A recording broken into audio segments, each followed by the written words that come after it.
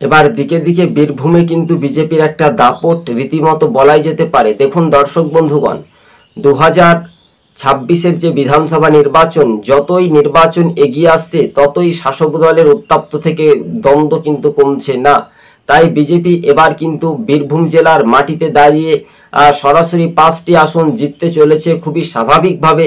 কিন্তু এবার আপনাদেরকে জানিয়ে রাখি, রামপুরহাট বিধানসভা, এছাড়াও আমরা দেখতে পাচ্ছি যে দুবরাজপুর, বোলপুর, এইসব আসনগুলো কিন্তু বিজেপির একটা দখলে যেতে পারে, কেননা সেই সব পৌরসভা এলাকাতেই তৃণমূলের হাতছাড়া হতে পারে, এমনটাই সম্ভাব্যত টিভি সকাল ইউটিউব চ্যানেল আমরা প্রতিবেদনটি তুলে ধরেছি। আর সেই রকম সিপিএম কোনো রকমের ফ্যাক্টর হতে পারবে না। বীরভূমে খুব জোর হলে কংগ্রেস 1টি আসন পেতে পারে হাসনে।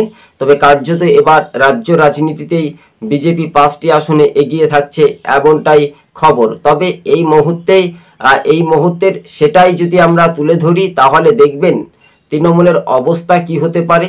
তৃণমূলের অবস্থা একেবারে খারাপ হতে পারে, এবং সেটাই আমরা দেখতে পাচ্ছি বিজেপি এবং তৃণমূল 5-5 করে পাচ্ছে, এবং মাঝখানে কংগ্রেস 1টি আসন পেয়েছে, তাই না? কিন্তু বিজেপির একেবারে তৃণমূলের ঘাঁটিতে গেরুয়া ঝড়ের দাপট, তা কিন্তু এই সমীক্ষা দেখে কিন্তু অনেকটাই বোঝা যেতে পারে। কিন্তু আপনারা আমাদের চ্যানেলটিকে একটু ফলো করবেন এবং পাশে থাকবেন। নিয়মিত খবরের আপডেটগুলো প্রতিনিয়ত আমরা কন্টিনিউ ভিডিও আপলোড করে থাকি দর্শক বন্ধুগণ। কিন্তু দেখুন বীরভূমে এবার দিকে দিকে পরিবর্তন হচ্ছে। বীরভূম বিজেপি জেলা নেতৃত্ব তারা জানিয়েছেন যে বিজেপি যথেষ্ট পরিমাণে ভালো ফলাফল করবে।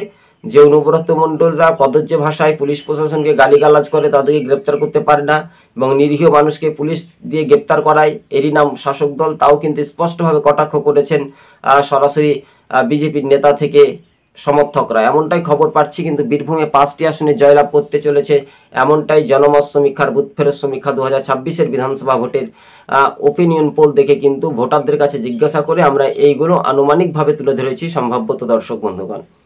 সকলে ভালো থাকবেন, সুস্থ থাকবেন, ধন্যবাদ। আজকে ছিল আমাদের এই পর্যন্ত।